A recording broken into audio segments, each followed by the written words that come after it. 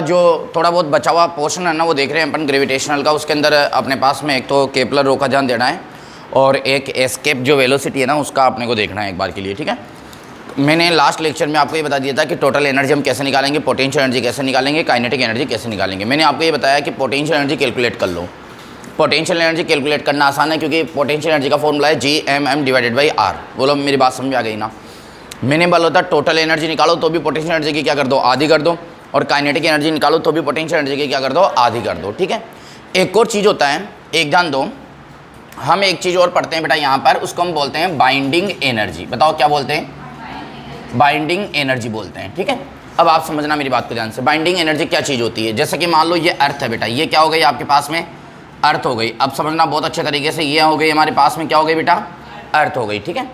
अब ये मानो कि अर्थ के सरफेस पे या कहीं भी किसी भी पॉइंट पे जो है एक मास पड़ा हुआ है, ये मास पड़ा हुआ है m, ठीक है। क्या पड़ा हुआ है बेटा, मास पड़ा हुआ है m। तो बाइंडिंग एनर्जी को हम इस प्रकार से डिफाइन कर देते हैं कि इस m मास को यहाँ से फ्री कर कर इन्फिनिटी पर ले जाने के लिए जो एनर्जी रिक्वायर्ड होती है उस एनर्जी को हम बोलते हैं बाइंडिंग एनर्जी। सर वापस बताओ, नहीं समझे। मतलब कुल मिला के इसको कितनी एनर्जी दें ताकि ये वाला पार्टिकल कहाँ चला जाए, इन्फिनिटी पे चला जाए। बताओ कहाँ चला जाए, इन्फिनिटी पे चला जाए। उसको हम क्या बोलेंगे, एक तरह से बाइंडिंग एनर्जी, जो इसको बांधे हुए रख रही है। अब समझना, हम ये मैथमेटिकल कैलकुलेट के अकॉर्डिंग देखते हैं कि बाइंडिंग एनर्जी क्या होती है। वह क्वांटिटी है एनर्जी की जो हम किसी भी पार्टिकल को दें, वो पार्टिकल क्या हो जाए बेटा, कहाँ चला जाए, इन्फिनिटी पे चला जाए। अब समझना, यहाँ पे बड़ा इंटरेस्टिंग है, कोई दिक्कत वाली बात नहीं है, मेरी बात समझना। इन्फिनिटी पे जो एनर्जी होती है ना वो होती है ज़ीरो। बताओ इन्फिनिटी पे एनर्जी कितनी होती है, ज़ीरो। मैंने एक बार पहले भी बोल रखा है कि इन्फिनिटी पे सब कुछ क्या होता है बेटा, ज़ीरो। बस इन्फिनिटी की डिस्टेंस कितनी होती है, इन्फिनिटी। बोलो यस और नो बेटा। हमारे पास में एक बहुत बढ़िया सी चीज़ है जिसको हम बोलते हैं क्या बेटा, बताओ क्या बोलते हैं, क्या बोलते हैं, बोलो मैकेनिकल एनर्जी कंजर्वेशन। बोलो क्या, मैकेनिकल एनर्जी। तो मैं यहाँ पर मैकेनिकल एनर्जी निकाल लूँ, बोलो क्या निकाल लूँ, और यहाँ पर क्या निकाल लूँ, वही मैकेनिकल एनर्जी। दोनों एनर्जी को क्या कर दूँ मैं, इक्वल कर दूँ। बोलो दोनों एनर्जी को क्या कर दूँ मैं, इक्वल कर दूँ। बोलो यस और नो बेटा। अब यहाँ पर आप ये समझना, यहाँ पर टोटल एनर्जी कैसे निकाल रहा हूँ। अब ध्यान देना बेटा, मैंने क्या बोला कि एनर्जी, मैं इसको एनर्जी दे रहा हूँ, कितनी दे रहा हूँ, बाइंडिंग एनर्जी दे रहा हूँ। बताओ कितनी एनर्जी दे रहा हूँ, बाइंडिंग एनर्जी दे रहा हूँ। तो इसके पास टोटल एनर्जी जो है वो कितनी हो गई, -Gmm divided by 2R। Sir ये वाली चीज़ समझ में नहीं आई बेटा। मैंने कल लास्ट में आपको बहुत बताया था टोटल एनर्जी कैसे निकालेंगे, काइनेटिक एनर्जी कैसे निकालेंगे। तो टोटल एनर्जी कैसे कैलकुलेट करते हैं, मैंने आपको बोला था कि हम सबसे पहले क्या निकाल लेंगे, पोटेंशियल एनर्जी। बताओ क्या निकाल लेंगे, और पोटेंशियल एनर्जी क्या कर देंगे, आधी, तो वही क्या हो जाएगा, टोटल एनर्जी। और पोटेंशियल एनर्जी का आधा करके माइनस से मल्टीप्लाई कर देंगे, वो क्या हो जाएगी, काइनेटिक एनर्जी। बताओ ये बता रखा है मैंने आपको, बोलो कोई डाउट वाली बात नहीं है। तो ये तो क्या आ गई मेरे पास में, टोटल एनर्जी, और बाहर से मैंने इसको क्या दे दी, बाइंडिंग एनर्जी। बोलो ना यार, तो यहाँ पर टोटल एनर्जी होगी और इन्फिनिटी पे कितनी है बताओ, 0। तो बताओ बाइंडिंग एनर्जी कितनी निकल के आ गई यहाँ से, Gmm डिवाइडेड बाई 2R। बोलो बाइंडिंग एनर्जी क्या निकल के आ गई, बताओ बेटा यहाँ पे, Gmm डिवाइडेड बाई 2R। बताओ क्या पूरा प्रॉपर आपको समझ में आ गई क्या बात, बताओ बाइंडिंग एनर्जी क्या निकल के आ गई, बोलो बेटा, Gmm divided by 2R, Gmm divided by 2R। तो ये बाइंडिंग एनर्जी का फॉर्मूला, यानी कि एक तरह से मैं बोल सकता हूँ कि binding energy will be equal to minus of total energy. बस कुछ भी नहीं करना। अब देखो, यानी कि बाइंडिंग एनर्जी में निकाल सकता हूं एक तरह से minus of potential energy divided by 2। यानी कि मैं binding energy will be equal to लिख सकता हूं, अगर आपको कोई दिक्कत नहीं है तो, minus kinetic energy, sorry only kinetic energy. अरे यार आपके सामने मैंने थियोरेटिकल स्टेटमेंट तैयार कर दिए, कितने, 4। अब एग्जाम में आ जाएगी बाइंडिंग एनर्जी की वैल्यू काइनेटिक एनर्जी के इक्वल होती है, सही बात है। बाइंडिंग एनर्जी की वैल्यू किसके इक्वल होती है, काइनेटिक एनर्जी के इक्वल होती है, सही बात है। बोलो ना यार प्यारे बच्चों, क्या मेरी बात में समझ में आ गई क्या, कोई डाउट वाली बात नहीं है। बाइंडिंग एनर्जी पोटेंशियल एनर्जी के हाफ होकर उसके माइनस मल्टीप्लाई होती है, यानी कि नेगेटिव वैल्यू होती है, सही बात है। और बाइंडिंग एनर्जी टोटल एनर्जी की क्या होती है, नेगेटिव वैल्यू होती है, सही बात है। यानी कि बाइंडिंग एनर्जी का फॉर्मूला क्या होता है, Gmm डिवाइडेड बाई 2R। यानी कि टोटल एनर्जी निकाल लो, उसको माइनस से मल्टीप्लाई कर दो, क्या हो जाएगी बेटा, बाइंडिंग। आप ऐसे भी सोचो ना, इसके पास अब उल्टा सोचो, इसके पास टोटल एनर्जी कितनी है, -Gmm डिवाइडेड बाई 2R। अब इस एनर्जी को मेरे को जीरो करना है। ये जीरो तब हो सकता है जब प्लस में इतनी वैल्यू में इसको दे दूँ, ये जीरो तब हो सकता है जब प्लस में इतनी ही वैल्यू में इसको दे दूँ। जीरो क्यों करना है, क्योंकि इन्फिनिटी पे जो वैल्यू है वो कितनी होती है, 0 होती है। क्या प्यारे बच्चों बात समझ में आ गई क्या, बोलो यस और नो, क्लियर है। कोई भी डाउट नहीं है किसी भी प्रकार का। अब समझो मेरी बात को ध्यान से बेटा, एक होती है हमारे पास में एस्केप वेलोसिटी आती है, बताओ क्या आती है बेटा, एस्केप वेलोसिटी। तो एस्केप वेलोसिटी क्या होती है, देखो एस्केप जो वेलोसिटी है वो क्या होती है समझना बेटा, इसको हम बोलते हैं प्लाइन वेग। क्या बोलते हैं बेटा, प्लाइन वेग। सब बच्चे ध्यान देना, ये हमारे पास में हो गई साफ अर्थ, बताओ क्या हो गई बेटा, ये हो गई अर्थ हो गई है ना, ये अर्थ हो गई, ठीक है, ये अर्थ हो गई, ये अर्थ की सरफेस हो गई, बताओ ये क्या हो गई बेटा, अर्थ की सरफेस हो गई, ठीक है। यहाँ पर कोई पार्टिकल है हमारे पास में, ये पार्टिकल हो गया, ठीक है, ये अर्थ की सरफेस हो गई और ये क्या हो गया, पार्टिकल। किसी भी पार्टिकल को अर्थ की सरफेस से इन्फिनिटी पे थ्रो कर दें, बताओ कहाँ थ्रो कर दें, इन्फिनिटी पे थ्रो कर दें, ठीक है ना, चलो सीधा बना लो, कोई दिक्कत वाली बात नहीं है, ये इन्फिनिटी पे थ्रो कर दें। सर बाइंडिंग एनर्जी और इसमें क्या फिर डिफरेंस रहा, मैं कह रहा हूँ इसको कितनी वेलोसिटी दें, पहले वाले में क्या था कितनी एनर्जी दे, अभी क्या है इसको कितनी वेलोसिटी दे कि ये कहाँ चला जाए, इन्फिनिटी पे चला जाए, लौट के वापस नहीं आए। बोलो क्या मेरी बात समझ में आ गई क्या, इसको हम कितनी क्या दे बेटा, हम इसको कितनी वेलोसिटी दें, इसको किस वेलोसिटी से हम थ्रो करें ताकि ये पार्टिकल हमेशा के लिए कहाँ चला जाए, इन्फिनिटी पे, वापस अर्थ पर नहीं आए। अभी आप एक चीज़ देखो कि अब मार्कर को मैं ऊपर फेंकूंगा तो बताओ मार्कर कहाँ आएगा, नीचे आएगा, फिर मैं और जोर से फेंकूंगा तो भी क्या आएगा, नीचे आएगा। तो मैं इसको कितनी वेलोसिटी से फेंकूँ कि ये वापस आए ही नहीं, मतलब ग्रेविटेशनल फील्ड को ये क्या कर जाए, एस्केप कर जाए, पार कर जाए, छोड़ दे। बोलो मेरी बात समझ में आ गई क्या, बताओ क्लियर है, कोई डाउट वाली बात नहीं है बेटा। अब समझना मेरी बात को ध्यान से, कतई समस्या नहीं है। अब आप ये देखो प्यारे बच्चों कि ये हमारे पास में कौन सा पॉइंट आ गया, इन्फिनिटी। हम कैसे कैलकुलेट करेंगे, वही मैकेनिकल एनर्जी निकाल लो यहाँ पर, और वही यहाँ पर क्या निकाल लो, मैकेनिकल एनर्जी, और दोनों एनर्जी को क्या कर दो, इक्वल कर दो। और हमें पता है यहाँ मैकेनिकल एनर्जी कितनी हो जाएगी, 0, और यहाँ मैकेनिकल एनर्जी क्या हो जाएगी, kinetic energy plus potential energy. बताओ क्या हो जाएगी, kinetic energy plus potential energy. बिल्कुल ईजी है सारा। तो देखो मैकेनिकल, थोड़ा फास्ट बता रहा हूँ कोई दिक्कत नहीं है मेरा, mechanical energy will be equal to यहाँ पर क्या हो जाएगी बेटा, पोटेंशियल एनर्जी। अब पोटेंशियल एनर्जी का फॉर्मूला क्या बताया था आपको, पता है, माइनस GMM।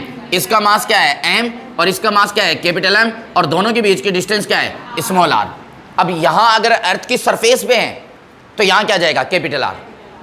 बोल दो यार, अर्थ की सरफेस पे है तो यहाँ क्या जाएगा, तो ये कैपिटल R हो जाएगा अर्थ की सरफेस, क्योंकि अर्थ की सरफेस पे यहाँ रेडियस क्या जाएगी, कैपिटल R, जो कि अर्थ की रेडियस आ जाएगी। बताओ किसकी रेडियस आ जाएगी, अर्थ की रेडियस। लेकिन एक बार के लिए मेरी बात को सुनो, मैं थोड़ा सा पार्टिकल को ऊपर मान के चल रहा हूँ, बोलो कहाँ मान के चल रहा हूँ, थोड़ा ऊपर, और ये डिस्टेंस कितनी लेके चल रहा हूँ मैं, R।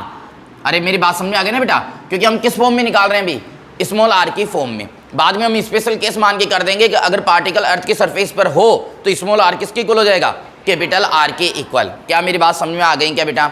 अब बताओ ये तो हो गई potential energy plus kinetic energy, बताओ तो काइनेटिक एनर्जी हो जाएगी हाफ mva²। मास किसका आएगा बताओ, मास किसका आएगा, पार्टिकल का। अरे यार जिसको थ्रो कर रहे हैं, काइनेटिक एनर्जी, जिसकी काइनेटिक एनर्जी निकालेंगे उसी का तो क्या आएगा, मास आएगा। मास किसका, काइनेटिक एनर्जी किसकी निकाल रहे हैं हम, स्मॉल पार्टिकल की निकाल रहे हैं, ठीक है ना। तो स्मॉल पार्टिकल का मास यहाँ पर आ गया, और यहाँ पर क्या आ गई बताओ, एस के वेलोसिटी आ गई, तो यहाँ पर क्या हो जाएगा, ve²। ये ve क्या है बेटा, ये एस के वेलोसिटी है, बताओ क्या है, एस के वेलोसिटी है। हमें ve तो निकालना है। क्या ये दोनों बात समझ में आ गई क्या, यहाँ मैकेनिकल एनर्जी कितनी, 0, यहाँ मैकेनिकल एनर्जी क्या होगी, kinetic energy plus potential energy. Kinetic energy कितनी हो जाएगी बेटा, हाफ mv²। वेलोसिटी में हम क्या लगा देंगे, ve का मतलब क्या है, एस के वेलोसिटी, e का मतलब क्या है, एस के वेलोसिटी। रुको बेटा थोड़ा सा, एस के वेलोसिटी, ठीक है ना, ये क्या हो गया, एस के वेलो। बताओ क्लियर हो गई सारी बात। अब समझो मेरी बात को ध्यान से, ध्यान दो सब बच्चे, ध्यान देना। अब मेरे को क्या करना है, दोनों जगह मैकेनिकल एनर्जी को क्या कर दो, इक्वल कर दो। तो बताओ फॉर्मूला क्या जाएगा बेटा, minus GMM divided by R plus half mve² equal to 0। हालांकि आपको लास्ट में डायरेक्ट क्या याद रखना है, फॉर्मूला याद रखना है, मेथड में करवा रहा हूं ताकि आपके कॉन्सेप्ट क्लियर हो जाए। अब आप ये समझो ना बेटा, इसको उधर भेज दो, तो उधर भेजेंगे तो बोलो क्या हो जाएगा, half mve² will be equal to GMM divided by R। m से m क्या हो जाएगा, कट जाएगा। तो बताओ ve की वैल्यू प्यारे प्यारे बच्चों कितनी आ जाएगी, 2gm divided by R under root में। बताओ क्या ये वाली बात समझ में आ गई क्या आपके, बोलो कोई डाउट वाली बात नहीं है, बताओ यस और नो। तो ये फॉर्मूला आप याद रखें, एस के वेलोसिटी का फॉर्मूला बोलो क्या होता है, 2gm/r। बताओ एस के वेलोसिटी का फॉर्मूला अंडर रूट 2gm/r। यहाँ देखना m क्या है, मास है, जहाँ से पार्टिकल को क्या करेंगे, थ्रो करेंगे, उस प्लेनेट का या उस सैटेलाइट का मास है जहाँ से क्या करेंगे। ये कॉमन फॉर्मूला है, ये अर्थ के लिए नहीं है अभी, ये क्या है, कॉमन फॉर्मूला। कोई भी मास दे दे आपको, कोई भी प्लेनेट दे दे, मून पे जाके फेंक रहे हैं पत्थर को, कहाँ जाके फेंक रहे हैं, मून पे, तो यहाँ मास किसका जाएगा, मून का। और ये डिस्टेंस कहाँ क्या आएगी, मून और उस पत्थर के बीच की डिस्टेंस। क्या ओरिजिनल फॉर्मूला समझ में आ गया क्या। अगर मैं इसको बात कर लूँ फॉर अर्थ की बात कर लूँ, मतलब ये अर्थ है और पार्टिकल यहाँ पर है, क्या मेरी बात समझ में आ गई क्या आपको। अरे यहाँ पर ये क्या हो गई, अर्थ हो गई, और ये क्या हो गया, पार्टिकल हो गया। बोलो यस और नो। तो इस वक्त हम क्या करेंगे, मास जो है ना वो क्या जाएगा, एम ई, अरे मास ऑफ अर्थ आ जाएगा, और स्मॉल आर क्या जाएगा, आर ई, अर्थ ऑफ मतलब रेडियस ऑफ अर्थ आ जाएगी। यही बात समझे। अरे थोड़ा फास्ट बता रहा हूँ, समझ में आ गई ना। अब प्यारे प्यारे बच्चों, वी ई इक्वल टू बताओ क्या हो जाएगा, अंडर रूट बताओ 2gme divided by R E. बताओ ये बात समझ में आ गई क्या। अब मुझे बताओ 2 बचपन से जानते हो, जी जानते हो, एम ई जानते हो, आर ई जानते हो, यानी कि सब डेटा आपको क्या है, पता है। बताओ यहाँ कैलकुलेट कर सकते हो आप इसके वेलोसिटी को। लेकिन आपको एक तो फॉर्मूला याद रखना है भाई साहब, ये बोलो ये स्टार, बाकी सब भूल जाओ, मैंने पढ़ा है भूल जाओ, कोई दिक्कत नहीं है। आप ये फॉर्मूला याद रखो, इसके वेलोसिटी का फॉर्मूला क्या होता है, under root 2gm upon R, 2gm upon R. Mass किसका आएगा, जहां से पार्टिकल को थ्रो करेंगे, और आर तो आपको बचपन से पता है। देखो आर में तो कोई समस्या आएगी नहीं ना आपको, क्योंकि आर तो हमेशा से यही लेते हैं ना अपन। प्यारे प्यारे बच्चों एक और चीज सुनो, अगर मैं इसको in form of small G change करूं तो मैं सॉल्व करके नहीं बता रहा, क्योंकि आपको भी पता है GME डिवाइडेड बाई RE जो है, क्योंकि GME की वैल्यू रख दूं, आपको पता है स्मॉल g की जो वैल्यू आती है, बोलो किसकी वैल्यू आती है, स्मॉल g की जो वैल्यू आती है, तो प्यारे प्यारे बच्चों वो स्मॉल g की वैल्यू क्या आती है, GME divided by RE square. तो प्यारे बच्चों यहाँ से GME की वैल्यू क्या आ जाएगी, GRE स्क्वायर। ये वैल्यू अगर इसमें पुट करेंगे तो प्यारे बच्चों v इक्वल टू ये क्या हो जाएगा, रूट 2gme डिवाइडेड बाई, ओ भाई इसकी जगह तो क्या जाएगा, GRE स्क्वायर अपॉन RE, एक RE से एक RE कट जाएगा, बोलो क्या जाएगा, अंडर रूट 2GRE। बताओ क्या ये मेरी बात समझ में आ गई क्या, बोलो यस और नो। आपको ये ट्रिपल स्टार ये 2 फॉर्मूले याद रखने हैं बस, और बाकी सब भूल जाओ। ये फॉर्मूला कब काम में आएगा, अर्थ की सरफेस के लिए नहीं, दूसरे के लिए भी काम में आ जाएगा। पूछो कैसे, फिर आपको ग्रेविटी जो लेनी पड़ेगी ना वो उसकी लेनी पड़ेगी। जैसे मून से फेंक रहा है तो यहाँ ग्रेविटी किसकी आएगी, मून की, और आर क्या आएगा, मून और उस स्टोन के बीच की डिस्टेंस आ जाएगी। बताओ इस फॉर्मूले को यूनिवर्सल कर सकते हो, और इस फॉर्मूले को भी क्या कर सकते हो, यूनिवर्सल कर सकते हो। क्या मेरी बात पूरी समझ में आ गई क्या आपके, यहाँ तक कोई डाउट नहीं है। अब सुनो एक और इंटरेस्टिंग बात सुनो, अब मैं आपको बताऊं नियर द अर्थ सरफेस। बताओ क्या, near the earth surface, near the अगर अर्थ सरफेस की आप बात करो, बताओ किसकी बात करो बेटा, नियर द अर्थ सरफेस की। प्यारे बच्चों अगर आप बात करोगे तो आप ये समझो कि ये अर्थ हो गई, और यहाँ पर ये क्या हो गया, पार्टिकल हो गया। ये अर्थ हो गई और यहाँ क्या हो गया, पार्टिकल हो गया। यहाँ ऑर्बिटल वेलोसिटी आती है v0 equal to under root GR। बोलो ऑर्बिटल वेलोसिटी क्या होती है, अंडर रूट GRE, मतलब रेडियस ऑफ अर्थ। यहाँ एस के वेलोसिटी आती है, बताओ अंडर रूट 2GRE। यानी कि एक बात याद रखना प्यारे बच्चों, जो VE है ना रूट 2 टाइम्स होती है ऑर्बिटल वेलोसिटी की, यानी कि एस के वेलोसिटी क्या होती है, ऑर्बिटल वेलोसिटी की रूट 2 टाइम्स होती है। बहुत बार पूछा हुआ है डायरेक्ट स्टेटमेंट में क्वेश्चन, तो डायरेक्ट याद रखें आप कि जो एस के वेलोसिटी है वो ऑर्बिटल वेलोसिटी की रूट 2 टाइम्स होती है। वापस क्या बोला मैंने, एस के वेलोसिटी क्या। अब मान लो आपको गलती से दे दे कि साहब मून जो है उसके चारों तरफ एक स्टोन है ना राउंड कर रहा है, ठीक है ना, और उस स्टोन की जो ऑर्बिटल वेलोसिटी है वो 10 है। कितनी है, 10 है। तो बताइए वहाँ पर एस के वेलोसिटी क्या होगी, तो उस पार्टिकल की एस के वेलोसिटी क्या होगी, रूट 2 टाइम्स कर दो। अरे 10 को क्या कर दो, रूट 2 से क्या कर दो, मल्टीप्लाई कर दो। बताओ अब तक जो पढ़ाया ये वाला पोर्शन, एस के वेलोसिटी, कितने फॉर्मूले याद करने हैं, 3, 1, 2 और 3, बाकी सब भूल जाना, जैसे 1, 2 और 3। एस के वेलोसिटी क्या होती है ये आपको पता लगी गया। दूसरी बात क्या है, बाइंडिंग एनर्जी में तो एक चीज याद रखनी है, टोटल एनर्जी का नेगेटिव बस, यानी कि बाइंडिंग एनर्जी किस में आएगी, प्लस में, टोटल एनर्जी किस में आती है, माइनस में। वैल्यू दोनों की क्या होती है, सेम। वो बोल दे कि साहब टोटल एनर्जी -16 जूल है, कितनी है, -16 है, तो आप बताइए कि बाइंडिंग एनर्जी कितनी होगी, +16। बात खत्म, कहानी खत्म। बोलो क्लियर हो गया। चलो इसको छापो बेटा। चलो देखो बेटा, अब हम बात कर रहे हैं, बताओ किसकी बात कर रहे हैं, तुम्हें बता दो, केपलर लॉ की। बताओ किसकी बात कर रहे हैं बेटा, केपलर लॉ। भाई साहब ने क्या किया, इसका जो फर्स्ट लॉ है, बताओ कौन सा लॉ बेटा, फर्स्ट लॉ। मैं फास्ट बता रहा हूँ, फर्स्ट अगर हम लॉ की बात करें बेटा, हालांकि ST नहीं लगाते जब फर्स्ट ऐसे लिखते हैं, ठीक है। अगर हम फर्स्ट लॉ की बात करें प्यारे प्यारे बच्चों, तो इसको बोलते हैं हम ऑर्बिट लॉ। ऑर्बिट लो बोलते हैं इसको। बताओ क्या बोलते हैं, इसका नाम क्या है बेटा? ऑर्बिट लो है, ठीक है। इसके बारे में कुछ नहीं, केवल और केवल ये बताया गया है, केपलर भाई साहब ने ये बताया कि प्लेनेट का ऑर्बिट कैसा होता है, प्लेनेट का ऑर्बिट कैसे होता है ना, प्लेनेट का ऑर्बिट कैसे होता है। तो उन्होंने बताया कि प्लेनेट का जो ऑर्बिट है ना वो इलिप्टिकल पाथ में होता है। बताओ किस में होता है? इलिप्टिकल पाथ में होता है प्यारे बच्चों, यहाँ ध्यान देना। ये बेटा एक तरह से इलिप्टिकल पाथ, इलिप्टिकल पाथ का मतलब होता है अंडे के टाइप का। कैसे टाइप का बेटा? अंडे के टाइप का, मतलब दीर्घवृत्तिज बोलते हैं वैसे हिंदी में इसको। देखो मैं एक बात बताऊँ, दो चीज़ें होती है, इलिप्स और इलिप्टिकल में अंतर क्या है बताओ आप? इलिप्स और इलिप्टिकल में अंतर क्या है? इलिप्स और इलिप्टिकल में अंतर क्या है? वही अंतर है जो सर्कल और स्फीयर में। सर्कल होता है 2D के अंदर और स्फीयर होता है 3D के अंदर। बताओ प्यारे बच्चों, यार बात समझ में आ गई क्या? बताओ सर्कल किस में होता है? 2D के अंदर।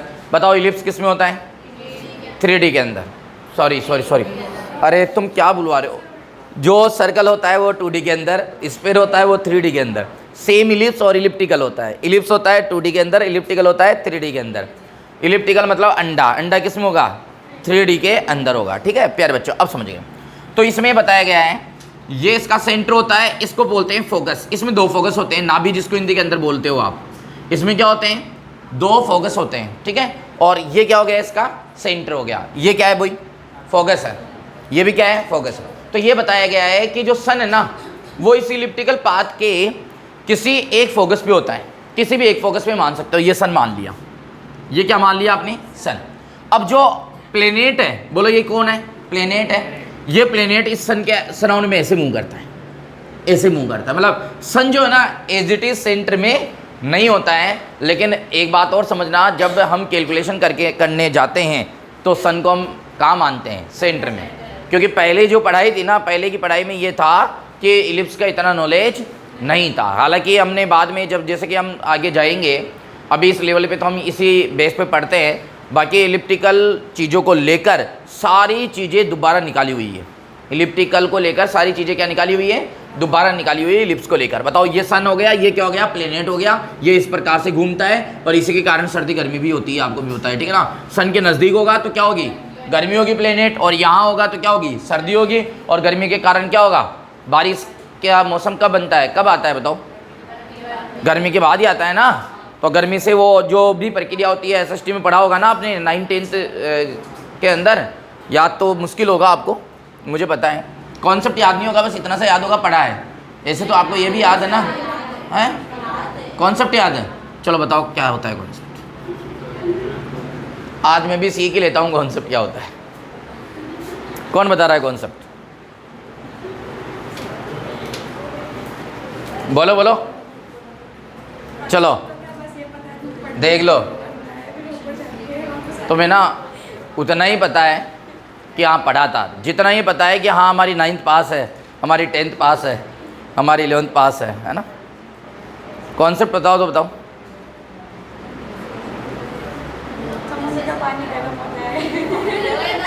छोड़ो, अब सुनो।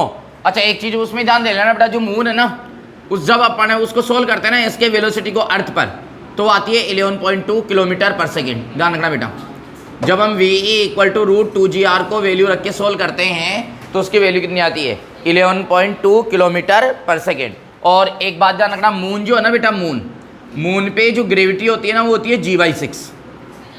बताओ मून पे ग्रेविटी कितनी होती है? G/6 होती है ना, G/6 होती है। तो ये ध्यान रखना, वहाँ जो इसके वेलोसिटी होती है कहाँ पे?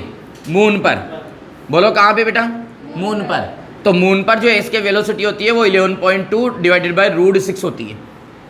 अब √6 की वैल्यू कितनी आएगी बताओ? 2 पॉइंट समथिंग कितनी आएगी बताओ?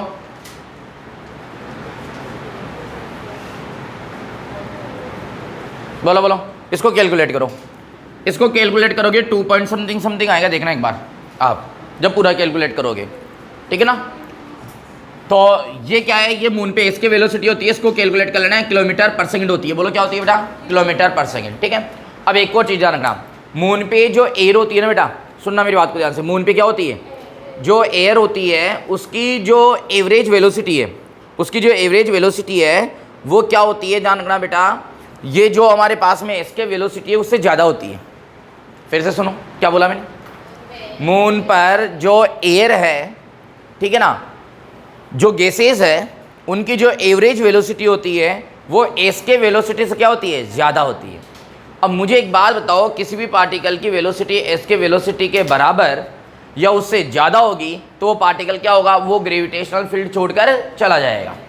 वापस रिपीट कर रहा हूँ, क्या बोला मैंने, किसी भी पार्टिकल की वेलोसिटी एस के वेलोसिटी के बराबर या उससे क्या होगी, ज़्यादा होगी, तो वो पार्टिकल उसके ग्रेविटेशनल फील्ड को छोड़कर हमेशा के लिए चला जाएगा। क्या मेरी बात समझ में आ गई, क्या बोलोगे, प्रॉपर समझ में आ गई। अब एक बात मेरे को ये बताओ, मैंने आपको बताया है कि जो गैसेज है मून के ऊपर, जो गैसेज अगर हम ले जाके रख भी दें, ठीक है ना, किसी प्रकार से हम ट्रांसफ़र कर भी दें वहाँ पे, ठीक है, तो मून के ऊपर जो है जो गैसेज है उनकी जो एवरेज वेलोसिटी कैलकुलेट होके आती है, वो जो है एवरेज वेलोसिटी जो है ना उसकी वैल्यू एस के वेलोसिटी से क्या होती है, ज़्यादा होती है। अब बताओ क्या गैसेज वहाँ ठहरेगी क्या, तो आप बोलोगे नहीं सर वहाँ नहीं रुक सकती है। यही कारण है कि मून पर एटमॉस्फेयर नहीं होता है। बताओ क्या मेरी बात समझ में आ गई, क्या आपके वहाँ क्वेश्चन आ जाए कि मून पर एटमॉस्फेयर क्यों नहीं होता है, तो आप सीधे अर्थों में वहाँ पे एक ऑप्शन होगा उस पर टिक लगाए कि वहाँ पे एवरेज वेलोसिटी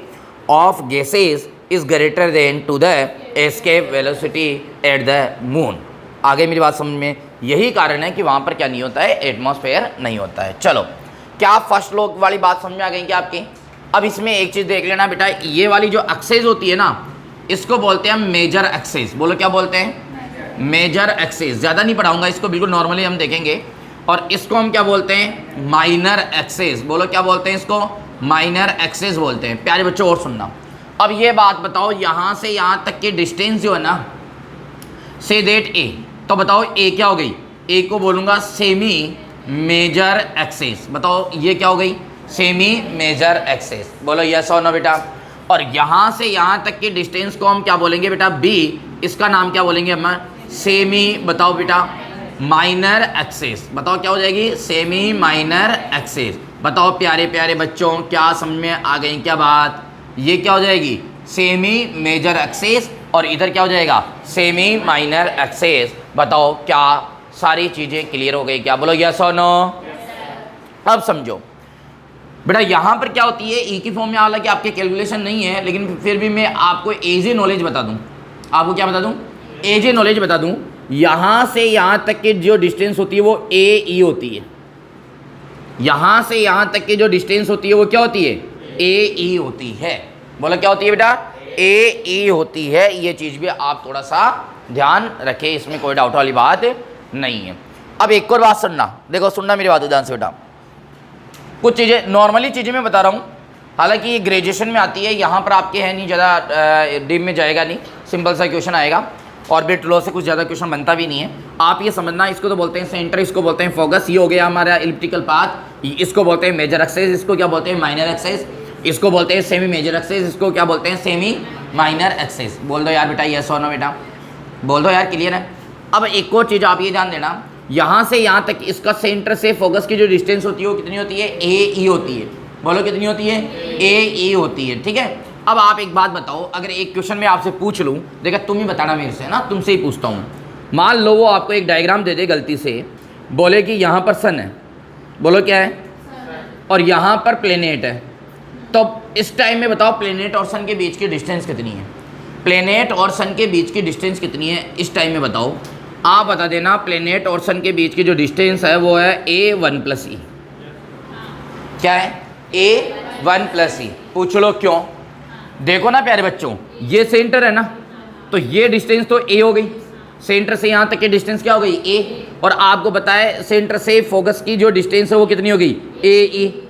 तो दोनों को जोड़ोगे, AE + A क्या हो जाएगा, A1+E। बताओ ना प्यारे बच्चों, क्या मेरी बात समझ में आ गई क्या आप लोगों के, बोलो यार क्लियर है क्या, कोई डाउट वाली बात नहीं है, कंप्लीट है, यस और नो, वेरी गुड, बहुत बढ़िया। अब एक और चीज़ समझना, अगर यहाँ से आपको ये पूछ ले प्लेनेट का Vmax और V मिनिमम का रेशियो बता दो, तो आप बता देना 1+E / 1 - E, बस डायरेक्ट बताओ। Vmax अपॉन V मिनिमम का रेशियो पूछ ले तो बताओ क्या जाएगा, 1+E/1 - E। मैं थोड़ा डीप में जाके बता रहा हूँ, आप टेंशन ना ले, इतना ज़्यादा वो दिक्कत नहीं है। V max upon V minimum बोलो क्या हो जाएगा बेटा 1 + e divided by 1 - e। e के बारे में जो है वो आपको गिवन होगा, उसमें कोई दिक्कत वाली बात नहीं है। बताओ फर्स्ट लॉ में कोई डाउट नहीं है आपके, ठीक है। अब सुनो मेरी बात को ध्यान से। सेकंड लॉ को जो है हम बोलते हैं, क्या बोलते हैं, एरियल लॉ। बताओ क्या बोलते हैं, एरियल लॉ, या लॉ ऑफ एरिया भी बोलते हैं इसको ना बेटा, सेकंड लॉ को। अब आप इसको थोड़ा सा समझे, ज़्यादा ना समझे, थोड़ा सा समझ ले, कोई दिक्कत वाली बात नहीं है, आप समझे। देखो हम बात कर रहे हैं यहाँ पर सेकंड लॉ की बात कर रहे हैं। बताओ किसकी बात कर रहे हैं बेटा, सेकंड लॉ की बात कर रहे हैं। प्यारे प्यारे बच्चों आप ये समझे कि ये कौन है, ये इलिप्टिकल पाथ है, ये कौन हो गया बेटा, फोकस हो गया। बताओ कौन हो गया, फोकस हो गया। यहाँ पर कौन है, यहाँ पर कौन है, सन है। बोलो ना यार, तुम बोलते नहीं हो एक तो। यहाँ पर कौन है, सन है। अब आप समझो, मैं कह रहा हूँ कि मान लो प्लेनेट को यहाँ से और यहाँ तक जाने में, प्लेनेट को ए से बी तक जाने में मान लो टी टाइम लगता है। बोलो क्या लगता है, टी टाइम लगता है। प्लेनेट को बताओ ए से बी तक जाने में कितना टाइम लगता है, टी टाइम लगता है। कुछ भी हो सकता है ना बेटा, आप मेरी बात को समझना। और मान लो ए से बी तक प्लेनेट और सन को मिलाने वाली जो लाइन है ना, वो ये एरिया कवर करती है। मान लो, अरे प्लेनेट और सन को मिलाने वाली ये लाइन हो गई ना, अब ए से बी तक जाएगा तो ये लाइन यहाँ तक आई ना, तो इसने कितना एरिया कवर किया, ये से देट इसको बोल दो A1। बताओ क्या बोल दो इसको, A1। क्या मेरी बात समझ में आ गई क्या। किसी दूसरी जगह मान लो ये हमारे पास में पॉइंट है A डेस, बोलो क्या है, और A डेस से B डेस जाने में भी मान लो टाइम T लगे, A डेस से B डेस जाने में भी टाइम कितना लगे, T लगे। तो सन और जो प्लेनेट है ना, इसको मिलाने वाली जो लाइन है ना, ये कितना एरिया कवर कर रही है, ये वाला एरिया कवर कर रही है। से देट इसको बोल दो आप A2। बताओ क्या बोल दो, A2। क्या मेरी बातें आपको समझ में आ रही हैं क्या, तुम तो ये बोलो बेटा यस और नो। बताओ इसको क्या बोलते हैं, A1। बताओ इसको क्या बोलते हैं, A2। ए से बी तक प्लेनेट जा रहा है, इसको टाइम कितना लग रहा है, T। इसी प्रकार से A डेस से B डेस तक प्लेनेट जा रहा है, उसको टाइम कितना लग रहा है, T। यानी कि अगर दोनों जगह इक्वल टाइम लग रहा है, बोलो क्या, इक्वल टाइम, तो केपलर भाई साहब साधारण भाषा में ये कहते हैं कि इक्वल टाइम पीरियड के अंदर या इक्वल टाइम के अंदर, बोलो क्या, इक्वल टाइम के अंदर सन और प्लेनेट को मिलाने वाली जो लाइन है वो इक्वल एरिया क्रॉस करती है। यानी कि कहने का मतलब ये है कि A1 और A2 क्या होगा, बराबर हो जाएगा। बताओ कहने का मतलब क्या है, A1 और A2 क्या हो जाएगा, बराबर हो जाएगा। बोलो ना प्यारे बच्चों यस और नो। किसी को कोई डाउट हो तो बताओ मेरे को, बताओ समझ में आ गई क्या, बोलो यस और नो। कोई डाउट वाली बात नहीं है। A1 will be equal to, बताओ क्या हो जाएगा बेटा, A2 हो जाएगा। A1 will be equal to क्या हो जाएगा, A2 हो जाएगा। क्या समझ में आ गई क्या मेरी बात, या नहीं आई, बोलो यार थोड़ा फटाफट बोला करो। मतलब सिंपल सी बात है। अब तुम बोलो सर ये A डे से B डे से क्यों गया, यहाँ क्यों नहीं जाता। मेरा कहने का मतलब इक्वल टाइम की बात कर रहे हैं। अगर इक्वल टाइम नहीं है तो एरिया भी क्या नहीं होगा, इक्वल नहीं होगा। लेकिन मैथमेटिकल ये काम ही नहीं आएगा, ये एज स्टेटमेंट काम में आ सकता है। मैथमेटिकल क्या बात है, मैथमेटिकल क्या बात है, मैथमेटिकल बात है कि dA/dt को बोलते हैं एरियल वेलोसिटी। बताओ इसको क्या बोलते हैं, एरियल वेलोसिटी। इसकी यूनिट होती है मीटर स्क्वायर पर सेकेंड। बताओ इसकी यूनिट क्या होती है, मीटर स्क्वायर पर सेकेंड। तो इन्होंने यहाँ पर एक कैलकुलेट होकर आती है कि एरियल जो वेलोसिटी है ना, उसकी वैल्यू होती है L/2m। बताओ क्या होती है, L/2m। ये फॉर्मूला याद रखें। एरियल वेलोसिटी हमसे पूछ लेते हैं तो dA/dt की वैल्यू क्या होती है, L/2m। बोलो ना पहले बच्चों कितनी होती है, L/2m। मेरे से पूछो सर L क्या है, L क्या है। प्यारे प्यारे बच्चों L है एंगुलर मोमेंटम। बताओ क्या है, एंगुलर मोमेंटम। और M क्या है, M तो जानते हो आप। L क्या है बेटा, यहाँ पर एंगुलर मोमेंटम है। बोलो क्या है, एंगुलर मोमेंटम।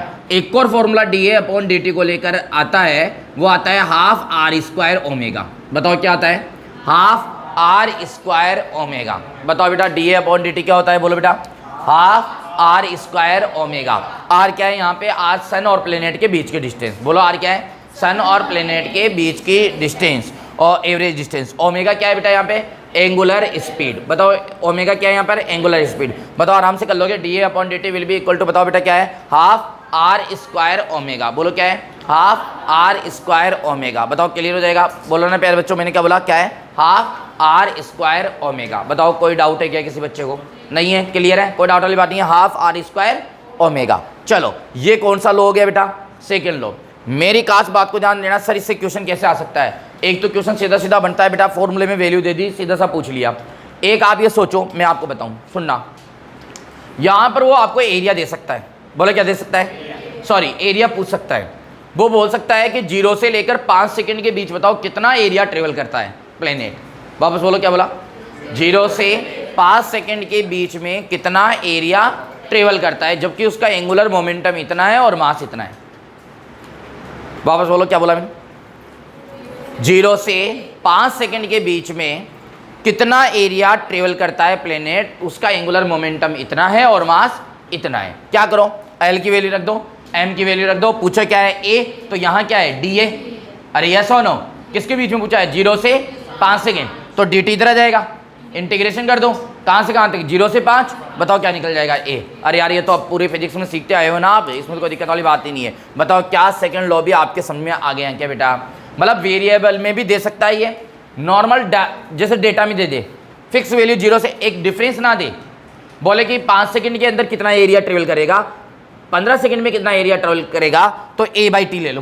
क्या ले लो, अरे यार प्यारे बच्चों एक फॉर्मूला ये भी ले लो, A by T divided by L upon 2m। बताओ ये फॉर्मूला कब लगाना है, ये कब लगाना है, मैं आपको बता दूं बेटा, एल की वैल्यू अगर वेरिएबल में गिवन हो तो ये लगाना है। खूब चिल्लाता आया हूँ स्टार्टिंग से, एल की वैल्यू वेरिएबल में आए तो ये लगाना है, कांस्टेंट में आए तो ये लगाना है। ये एरिया टाइम मोमेंटम मास, बोल दो यार, बताओ आसान है। ये क्या कौन सा हो गया, सेकंड लॉ। और थर्ड लॉ तो बेटा कुछ ही नहीं बोलूंगा मैं, बोलूं, थर्ड लॉ को बोलते हैं टाइम पीरियड लॉ। बोलो क्या बोलते हैं, टाइम पीरियड लॉ। और ये होता है T square directly proportional A cube. A क्या है यहाँ पर, average distance between sun and planet. बताओ ए क्या है, average distance between sun and planet. तो टी स्क्वायर डायरेक्टली प्रोपोर्शन क्या हो गया, ए क्यू। बताओ टी क्या है यहाँ पे, टाइम पीरियड, प्लेनेट के टाइम पीरियड का स्क्वायर जो है वो किसके डायरेक्टली प्रोपोर्शन होता है बेटा, एरिया के क्यूब के डायरेक्टली प्रोपोर्शन। अब मुझे सुनो, इसको प्रूव नहीं कर रहे हम, कोई मतलब नहीं है, लेकिन कहीं पे टाइम पीरियड ही पूछ ले आपसे किसी प्लेनेट का, तो बताओ कैसे निकालोगे। तो टाइम पीरियड निकालने के लिए आप फॉर्मूला लगा दो ना, 2πr divided by V naught, orbital velocity. अरे किसी प्लेनेट का अगर टाइम पीरियड पूछे तो ऑर्बिटल वेलोसिटी निकालना सिखा रखा है, तो T will be equal to क्या आ जाएगा, 2πr अपॉन वी नॉट। मेरा कहने का मतलब सीधा फॉर्मूला है तो ये कर लोगे, सीधा फॉर्मूला है तो ये कर लोगे, ये वाला हो ही जाएगा आपके। तो आप बताओ ये केपलर फर्स्ट और सेकंड और थर्ड लॉ आपके पूरा प्रॉपर समझ में आ गया होगा। इनसे क्वेश्चन आता है बिल्कुल सीधा और फॉर्मूले बेस। बताओ कैसा आता है, सीधा और फॉर्मूले बेस। वो तो अभी जब अपन PYQ करेंगे तब और आपको बहुत अच्छे तरीके से क्या हो जाएगा, समझ में और आ जाएंगे क्वेश्चन कैसे आते हैं। ठीक है बेटा, फटाफट कॉपी कर लो। एक चीज़ और देख लो बेटा, दो प्रकार के सैटेलाइट होते हैं हमारे पास में, एक तो पोलर सैटेलाइट होता है, एक स्टेशनरी सैटेलाइट होता है। ठीक है ना, देखो पोलर सैटेलाइट क्या होता है, समझना मेरी बात को ध्यान से, ठीक है, बिल्कुल नॉर्मली देखना, बस उसको ज़्यादा कुछ देखेंगे हमने। हमारा जो हम डायरेक्शन को डिस्ट्रीब्यूट करते हैं वो क्या करते हैं बेटा, नॉर्थ साउथ ईस्ट और वेस्ट। अभी ईस्ट और वेस्ट से हमें कोई लेना देना नहीं है। अब आप ये समझो, ये नॉर्थ है और ये क्या है, साउथ है। ठीक है, आप समझना ही याद, ये अर्थ है, ये क्या है, अर्थ है। अब सैटेलाइट है ना, अगर ऐसे मूव कर रहा है, अर्थ के चारों तरफ ऐसे सराउंड में ऐसे मूव कर रहा है, ऐसे रोटेशनल मूव कर रहा है, तो इस सैटेलाइट को हम क्या बोलेंगे, पोलर सैटेलाइट, क्योंकि इसका जो प्लेन है ना, वापस समझो, बताओ ये क्या है, अर्थ। बताओ ये कौन सा पोल है, एन। बताओ ये कौन सा है, एस। तो ये जो प्लेन है ना, अगर मैं अर्थ को ऐसे काटूं तो बताओ ये जो प्लेन बन रखा है अर्थ को काटने वाला, दो भागों में विभाजित करने वाला ये प्लेन बन रखा है, इस प्लेन का नाम है पोलर प्लेन। बताओ क्या है। अब अगर मान लो कोई सैटेलाइट ऐसे जा रहा है तो बताओ वो किसके अंदर मूव कर रहा है, पोलर प्लेन के अंदर मूव कर रहा है, तो उसको हम क्या बोलते हैं, पोलर सैटेलाइट बोलते हैं। ठीक है, चलो इसके बाद में देखो स्टेशनरी सैटेलाइट क्या होता है। स्टेशनरी सैटेलाइट बेटा इक्वेटर प्लेन में होता है। बताओ किस में होता है, इक्वेटर प्लेन में होता है ना। इक्वेटर प्लेन सुनना, हमारे पास में देखो, अब ये अर्थ है, बोलो क्या है, अर्थ। इसको ऐसे काट रहा हूँ, तो ये वाला जो प्लेन है ना, इसको क्या बोलेंगे हम, इक्वेटर प्लेन। बोलो ना यार, क्या बोलेंगे, इक्वेटर प्लेन। और ये ऐसे मूव कर रहा है, इक्वेटर प्लेन में मूव कर रहा है। बताओ पोलर प्लेन और इक्वेटर प्लेन, पोलर सैटेलाइट और स्टेशनरी सैटेलाइट। समझा, स्टेशनरी सैटेलाइट इसलिए बोलते हैं, इस सैटेलाइट का टाइम पीरियड 24 आवर होता है, जो कि अर्थ का टाइम पीरियड है। बोला क्या बोला मैंने, इसका जो टाइम पीरियड है वो कितना होता है, 24 आवर होता है, जो कि अर्थ का भी क्या है, टाइम पीरियड है। तो ये अर्थ से देखने पर रेस्ट में लगता है, इसलिए इसका नाम क्या है, स्टेशनरी सैटेलाइट है। बताओ इसका नाम क्या है, स्टेशनरी सैटेलाइट। इसकी अर्थ से हाइट लगभग 36,000 किलोमीटर होती है। बताओ अर्थ से हाइट कितनी होती है? लगभग 36,000 किलोमीटर होती है। एक बात मुख्य ये समझना आप कि अगर हमारे पास में मान लो ये है और ये अर्थ का सेंटर है और कोई सैटेलाइट अगर ऐसे मूव कर रहा है, आप समझ गए होंगे, ये अर्थ है, ये अर्थ है, कोई सैटेलाइट ऐसे मूव कर रहा है ऊपर, तो ये ध्यान रखना इसका जो मोशन है, इसका जो रोटेशन है ना, वो अनस्टेबल है। बताओ क्या है? अनस्टेबल। अगर आपसे पूछ रहे डायरेक्ट मैं बता रहा हूँ, बिना आपको उस पर ले जाए हुए क्यों कैसे उस पर नहीं जा रहे हम, बिल्कुल बस एक मिनट में ख़त्म कर रहा हूँ मैं।